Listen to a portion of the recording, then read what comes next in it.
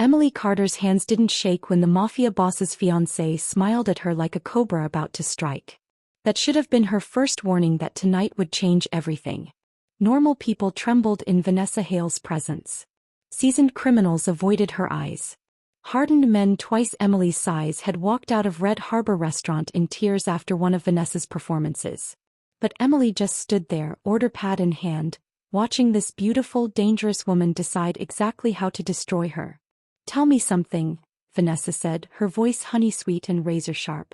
"Do you think you're special?" The question hung in the air like smoke. Around them, Red Harbor restaurant had gone completely silent. The other waitresses had melted into the shadows. The kitchen staff peered through the service window, their faces pale.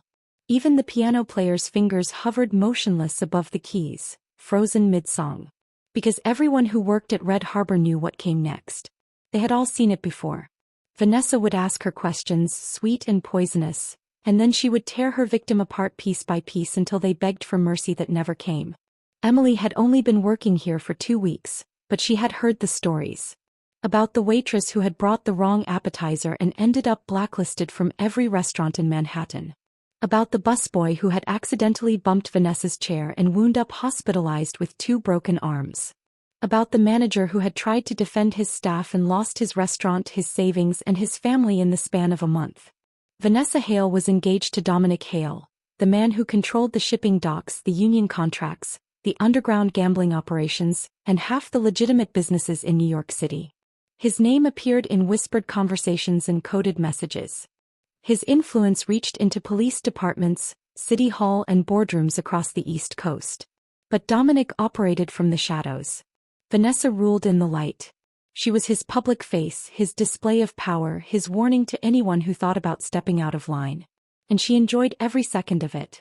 "I asked you a question," Vanessa continued, still smiling. "Do you think you're special? Better than everyone else here? Because the way you're looking at me right now with that calm little expression suggests you don't understand your position." Emily met her eyes. They were cold and calculating, the eyes of someone who had never faced real consequences in her entire life. The eyes of someone who enjoyed causing pain. "I don't think I'm special," Emily said quietly. "I think I'm doing my job." "Your job?" Vanessa laughed, the sound like breaking glass. "Your job is to serve me. To anticipate my needs. To make sure everything is perfect. And yet you brought me the wrong vintage." Emily glanced at the bottle still sitting in the silver ice bucket beside the table. The label clearly read 2015 Bordeaux, exactly what Vanessa had ordered. Emily had checked it twice before opening the bottle, had examined it a 3rd time before pouring. She knew this game. Vanessa was setting up a scene, creating a performance for everyone in the restaurant. The question was why. Then Emily noticed the man sitting alone in the back corner of the restaurant. He had been there when she started her shift, sitting in shadow reading something on his phone. She had barely registered his presence because he seemed to want to be invisible. But now his attention was focused completely on their confrontation. His dark eyes watched with an intensity that made the air feel heavy. This was Dominic Hale. And suddenly Emily understood. This wasn't about wine. This was about power. This was Vanessa proving to her fiancé, to the staff, to everyone watching that she could crush anyone she wanted. This was a demonstration and Emily was the prop. "Ma'am, that bottle is the 2015 vintage you ordered," Emily said, keeping her voice level. "You can see the label from where you're sitting. But if you'd prefer something different, I'm happy to bring you another selection." The temperature in the room dropped 10 degrees. Vanessa's smile disappeared. She stood slowly, deliberately, her chair scraping against the marble floor with a sound like nails on a chalkboard. She was tall and elegant in a black dress that probably cost more than Emily made in 6 months. Her jewelry caught the light. Diamonds and platinum, markers of wealth and status. "Are you calling me a liar?" The words came out soft and deadly. Emily felt every eye in the restaurant burning into her back. She knew what the smart move was. Apologize. Grovel. Beg for forgiveness. Accept whatever punishment Vanessa decided to inflict and count herself lucky if she only lost her job. But Emily was tired. Tired of struggling to pay rent after losing her research position. Tired of being invisible and insignificant. Tired of watching people like Vanessa destroy others for entertainment while everyone else just looked away. Most of all, she was tired of being afraid. I'm not calling you anything, Emily said clearly. I'm stating a fact. The bottle is 2015. Your order was 2015. If there's a problem with the wine itself, I'll gladly replace it. But the vintage is correct. For a heartbeat, nobody moved. Nobody breathed. Then Vanessa picked up the wine glass and threw it. The glass flew past Emily's head by inches and shattered against the marble floor behind her. Red wine exploded across the white stone like arterial spray. Shards of crystal scattered in every direction, glittering under the chandeliers. Emily didn't move. Didn't flinch. Didn't even blink. She just stood there, looking at Vanessa with an expression that wasn't quite pity but close to it. And that, more than anything else, seemed to enrage the other woman. You arrogant little... Vanessa started forward, her hand raised. That's enough. The voice came from the back corner, deep and absolute. Dominic Hale stood and the entire restaurant seemed to tilt toward him. He moved with the controlled grace of a predator, crossing the floor in smooth, measured steps. His suit was perfectly tailored, dark and expensive. His face was hard angles and sharp edges, the kind of face that revealed nothing. But his eyes were intelligent and calculating, missing nothing. Vanessa's expression transformed instantly. The rage melted into sweetness, her voice going soft. Dominic, darling, this waitress has been incredibly disrespectful. She practically called me a liar. The bottle is 2015. Dominic's words cut through her explanation like a knife. You ordered it yourself 20 minutes ago. I heard you. The color drained from Vanessa's face, then rushed back in a flood of red. Her mouth opened and closed, searching for words that wouldn't come. Being contradicted by the staff was embarrassing. Being contradicted by her fiancé in front of witnesses was humiliating. I must have been confused, Vanessa managed, her voice tight. I'm not feeling well. I should go home.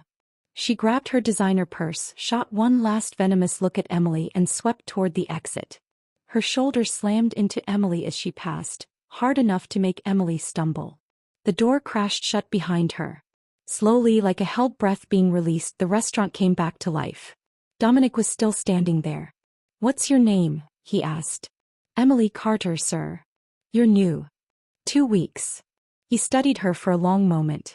You're not afraid of consequences. I'm terrified of consequences, Emily corrected. But I'm more afraid of what happens to me if I let fear make all my decisions. Something shifted in his expression. Interesting answer, he said quietly. Then he walked back to his table and made a call. Emily finished her shift in a fog of adrenaline and dread. The other waitresses avoided her. The manager pulled her aside and told her in a trembling voice that she would need to find other employment. Nobody survived crossing Vanessa Hale. She walked home through the cold November night, her coat pulled tight against the wind. Her apartment was a 4th-floor walk-up in a building that should have been condemned. The heat barely worked.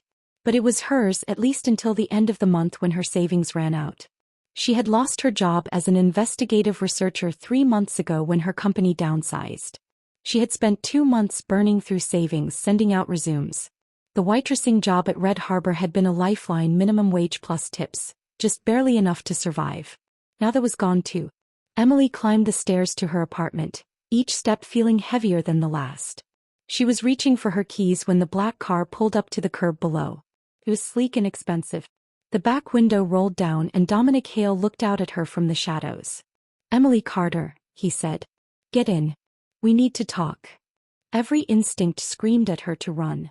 This was how people disappeared in New York. But Emily also knew that running was pointless. If Dominic Hale wanted to find her, he would. He got in the car. The interior smelled like leather and expensive cologne. Dominic sat across from her, his posture relaxed but his eyes alert. The driver pulled away from the curb smoothly. Where are we going? Emily asked. Nowhere specific. I wanted to have a conversation without an audience. Dominic studied her in the dim light. You surprised me tonight. Is that why you're here? To punish me for embarrassing your fiancé. If I wanted to punish you, we wouldn't be having this conversation. He leaned forward slightly. Tell me something. What did you do before you started waiting tables? I was an investigative researcher for Meridian Financial. They laid off half the department in August. Investigative research. He nodded slowly. That explains some things. You have that look, the one people get when they're trained to see patterns and ask questions. What do you want from me, Mr. Hale? I want to offer you a job. I need a personal assistant. Someone intelligent, observant, capable of thinking clearly under pressure. Someone who isn't easily intimidated. His eyes held hers. Someone who will tell me the truth even when it's uncomfortable. You don't know anything about me. I know you stood up to Vanessa when everyone else was too terrified to breathe. I know you didn't try to save yourself by blaming someone else. I know you're educated, experienced in research, and currently desperate for employment. He paused. I know enough. Emily's mind raced. The offer was impossible, insane. Dominic Hale was a criminal. Working for him would mean entering a world of violence and corruption. But it would also mean security. Money. A chance to stop drowning. What would I be doing? She asked carefully. Managing my schedule, reviewing contracts, handling correspondence, coordinating meetings. I have legitimate business interests. Real estate, shipping, logistics, consulting. You would help manage those. He smiled thinly. I'm not asking you to do anything illegal. The salary would be $200,000 a year to start, Dominic continued. Health insurance, retirement benefits. $200,000. Emily made $18,000 at Red Harbor. This was more money than she had ever imagined making. This was also a deal with the devil. Why me? She asked again. Because everyone else is afraid of me. They tell me what they think I want to hear. You don't do that. When you looked at Vanessa tonight, you saw someone trying to control you through fear and you refused to play along. That's rare. That's valuable. The car had circled back to Emily's building. Dominic pulled a business card from his jacket and held it out. It was expensive stock with nothing printed except a phone number. Think about it. You have until tomorrow evening. Call that number with your answer. Emily took the card. What if I say no? Then you say no. You go back to your life and we never speak again. His eyes held hers. But I don't think you will. Why not? Because you're drowning, Emily Carter. And I'm offering you a lifeline. The question isn't whether you'll take it. The question is whether you're brave enough to grab on, even though you don't know where it leads. Emily got out and stood on the cracked sidewalk, watching the black vehicle disappear into the night. She looked down at the business card, at the simple phone number that represented a choice between safety and danger, poverty and security. She went upstairs, made tea and sat by the window watching the city lights. When morning came, she knew her answer. She called the number at 6 o'clock the next evening. I'll take the job, she said when Dominic answered. Good. Start Monday. 9 a.m. The address is 525th Avenue, 42nd floor. He hung up before she could respond. Monday morning arrived wrapped in cold rain and gray clouds. Emily dressed carefully and took the subway to Midtown. She stood outside 525th Avenue, looking up at the gleaming tower that disappeared into the clouds. This was it. The point of no return. She went inside. The 42nd floor was elegant and understated. Hardwood floors, modern art, floor-to-ceiling windows offering views of the city. A receptionist directed her to Dominic's office. He was already there, standing by the windows, talking on his phone in a language Emily didn't recognize. He gestured for her to enter, finished his conversation and ended the call. You're early, he said. That's good. I value punctuality. I value employment, Emily replied. That almost smile flickered across his face. Fair enough. Let's begin. The first week was surprisingly normal. Emily managed Dominic's calendar, reviewed contracts, coordinated with lawyers and accountants. Everything seemed legitimate, legal, exactly what Dominic had promised. She began to relax. Maybe this really was just a job. Then she met Victor Kane. Victor was Dominic's right-hand man, his head of security. He was tall and powerfully built, with cold blue eyes and a scar running down his left cheek. He looked at Emily with absolute indifference. Victor handles anything sensitive, Dominic explained. If there's ever a security concern, you go through him. Emily nodded, but something prickled at the back of her neck. There was something about Victor, controlled and dangerous, that made her uneasy. On Friday afternoon of her second week, Vanessa walked into the office without knocking. Emily was alone, reviewing a contract. She looked up as the door opened and her body went cold. Vanessa stood in the doorway wearing white, pristine as armor. Her smile was sharp enough to draw blood. "Hello, Emily," she said, closing the door with a soft click. "We need to talk." Emily set down her pen carefully. "Can I help you with something, Miss Hale?" "Miss Hale." Vanessa laughed. "So formal. But we both know this isn't about professionalism, don't we?" She walked around the desk slowly, deliberately invading Emily's space. Her perfume was overwhelming. "I've been watching you," Vanessa continued, perching on the edge of the desk. "The way Dominic looks at you. The way he actually listens when you speak. The way his meetings run longer when you're involved." She leaned closer. "Do you know what I see when I look at you?" "I really couldn't say. I see a threat. A pretty little nobody who thinks she can insert herself into something she doesn't understand." Vanessa's voice dropped to a whisper. "Dominic and I are building an empire together. We're partners in everything. And then you come along with your innocent eyes and your moral superiority, and suddenly he's questioning things. Doubting. Changing." Emily stood up, maintaining eye contact. "I'm his assistant. I'm here to do a job. Whatever relationship you have with Dominic is none of my business. Everything about Dominic is my business. That's what it means to be his partner." Vanessa stood as well, forcing Emily to step back.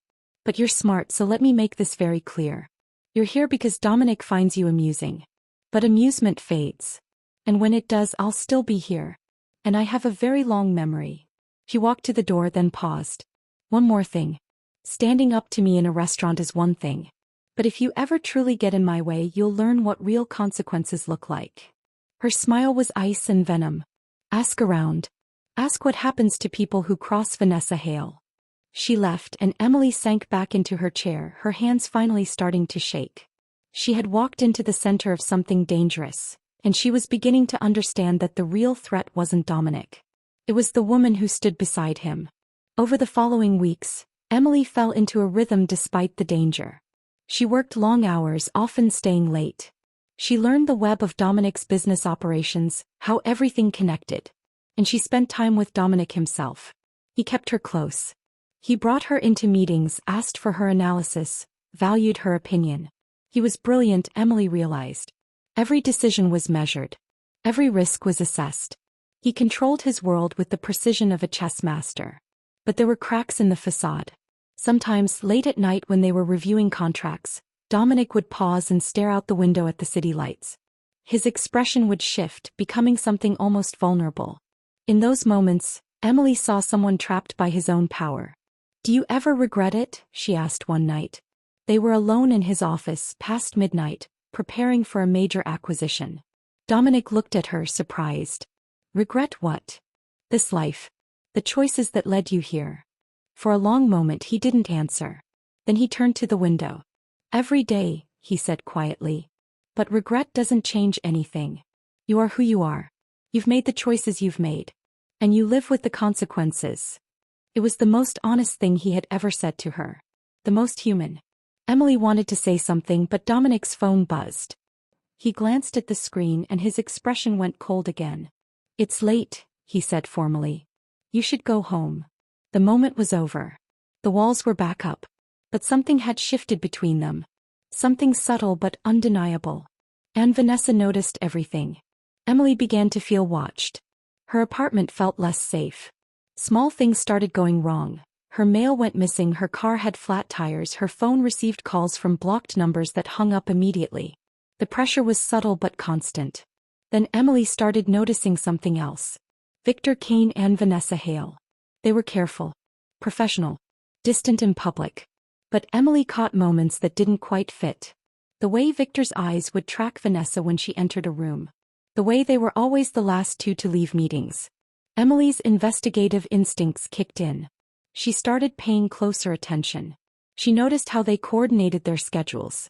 How they took calls at similar moments. How they exchanged glances that lasted too long. She spent the next few days watching, documenting patterns. And slowly a picture emerged. There was history between Victor and Vanessa. Recent history. And if Emily's instincts were correct, that history was dangerous. She was careful. She didn't access anything she wasn't supposed to see. She just observed. But she wasn't careful enough. 3 weeks later, Emily arrived at the office to find Dominic waiting, his expression darker than she had ever seen it. Victor stood beside him, arms crossed. "Sit down," Dominic said. Emily's stomach dropped, but she sat. Dominic slid a folder across the desk. "Care to explain these?" She opened it and felt the world tilt. Inside were financial records showing large transfers from Dominic's accounts to offshore holdings in her name. Security footage showing her accessing restricted files late at night. Anonymous tips claiming she was leaking information to rival organizations. All of it was damning. All of it was fake. "Dominic, I didn't." "Don't." His voice was hard. "I trusted you. I brought you into my world. And this is how you repay that trust." Emily's mind raced. The transfers were falsified. She could see the metadata inconsistencies. The security footage had been altered. The timestamps didn't match. But explaining that would take time. Someone had framed her. And she knew exactly who. "Give me 48 hours, Emily said. "Let me prove these are fake." "Why should I?" "Because I've never lied to you. Not once." Emily held his gaze. "And if you believe I'm capable of betraying you like this, then you never really knew me at all." They stared at each other across the desk. Emily could see the war happening behind his eyes. Trust battling doubt. Finally he nodded. 48 hours. But if you run, I will find you." Emily didn't waste time. She called Marcus Chin, a colleague from her old job who owed her a favor. They met at a coffee shop in Brooklyn, far from Manhattan. "This is dangerous, Emily," Marcus said nervously. "I know. But I don't have a choice." She slid her laptop across. "I need you to analyze these files. Someone faked all of it and I need to prove how." They worked through the night. Marcus dissected the files while Emily took notes. The financial transfers had been created using legitimate access codes, but the metadata showed they had been backdated. The security footage was real but edited. The emails were the sloppiest, sent from burner accounts carelessly registered. "Whoever did this was good but not perfect," Marcus said around 3 a.m. "They had access to serious resources. But they got overconfident." "Can you trace them?" "Already done." He pulled up documents. The financial transfers were initiated using access codes registered to Victor Kane. The security footage was edited on a computer registered to a shell company owned by Vanessa Hale. And the burner phone was purchased using a credit card linked to Victor Kane. Emily felt ice water pour through her veins. Victor and Vanessa. They dug deeper, finding encrypted communications between Vanessa and Victor going back 2 years. Conversations about patience, timing, waiting for the right moment. Plans for seizing control of Dominic's operations. Detailed strategies for eliminating obstacles and disappearing with millions. And references to their past. To a relationship that had ended badly years ago before Vanessa met Dominic. To feelings that had never really died. To a reunion that had happened in secret. They had been planning this for years. Setting up the pieces. Waiting for the perfect moment. And Emily had become a problem because Dominic trusted her. She had gotten too close.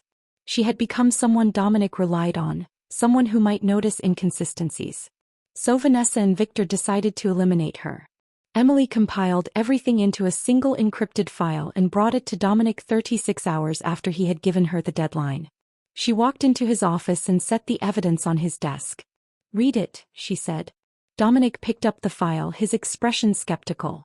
But as he read, Emily watched his face transform. Bigger. Betrayal. And underneath it all, a bone-deep weariness. When he finished, he looked up. "Vanessa and Victor. They've been planning this for a long time. I was just the catalyst.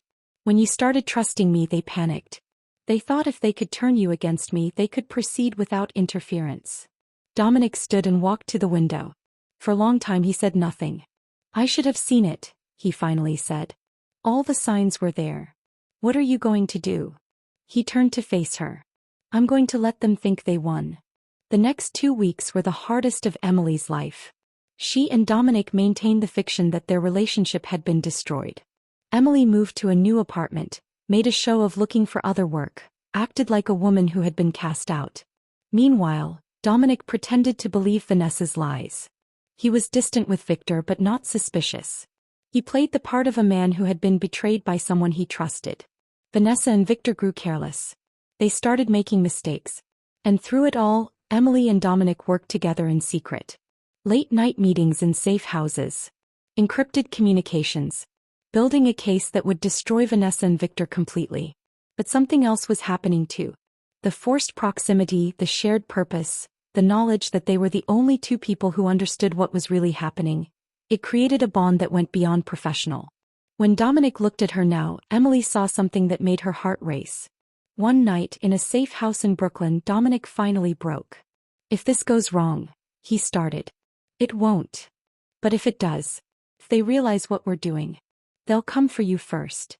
Emily moved closer. "I know the risks. I chose to stay anyway." "Why?" The question was raw, vulnerable. "You could have run. Why would you risk everything for someone like me?" "Because you're not the monster everyone thinks you are. Because underneath all this, you're just someone trying to survive in a world you never really wanted." Dominic reached out and touched her face, his fingers gentle.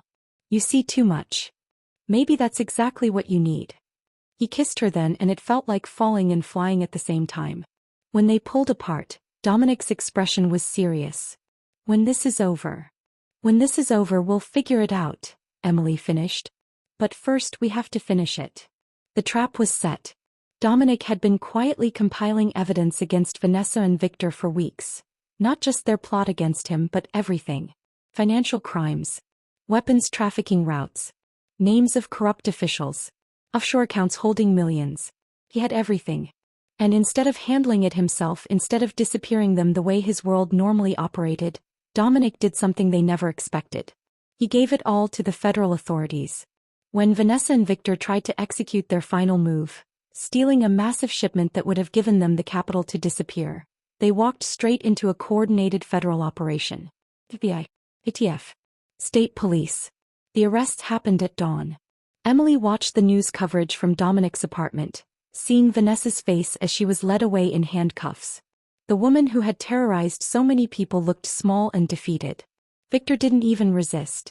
It was over. With Vanessa and Victor gone, their entire operation collapsed. The evidence led to dozens of additional arrests. The entire rotten structure came crashing down. And Dominic used the chaos to disappear. He dismantled his own empire piece by piece. Legitimate businesses were sold.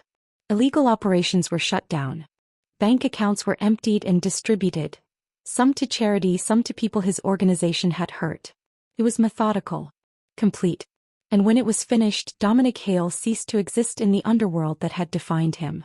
Emily found him in a small apartment in Philadelphia 2 months after the arrests. He answered the door looking different. Simpler clothes, less polished, more real. "You came," he said as if he had been waiting. "Of course I came." She stepped inside. "Is this really what you want? To just disappear?" "I want to find out who I am when I'm not playing the role everyone expects." He closed the door. "I want to see if I can build something that isn't based on fear and violence." "And you want to do that alone?" Dominic moved closer. "That depends on you." Emily thought about everything they had been through. The danger, the lies, the impossible situation that had somehow brought them together. She thought about the woman she had been when she first walked into Red Harbor, and the woman she had become. "I'm not going anywhere," she said. Dominic smiled, really smiled for the first time since she had known him. They stood in that small apartment in Philadelphia, two people who had survived a war they never asked to fight, and they began the slow process of building something new. Something clean. Something honest. Emily had learned the hardest lesson of all, that the most dangerous people aren't the ones who threaten you openly. They're the ones who smile while planning your downfall. The ones who use trust as a weapon. But she had also learned something else. That courage wasn't about never being afraid. It was about choosing to stand up anyway. That intelligence could be more powerful than violence. And that sometimes the most broken people could heal each other if they were willing to try. Somewhere in New York, in a federal prison, Vanessa Hale sat in a cell and thought about the waitress who had refused to break. She thought about the moment she had thrown that wine glass, expecting fear and seeing only calm determination. That had been her first mistake. Underestimating Emily Carter had been her last. And in Philadelphia, in a small apartment far from the world they had escaped, Dominic and Emily sat together in the quiet, building a life that belonged to no one but themselves. A life based not on power or fear but on the simple, radical act of choosing each other. The war was over. They had won. Not with violence or revenge but with truth. And sometimes truth was the most powerful weapon of all.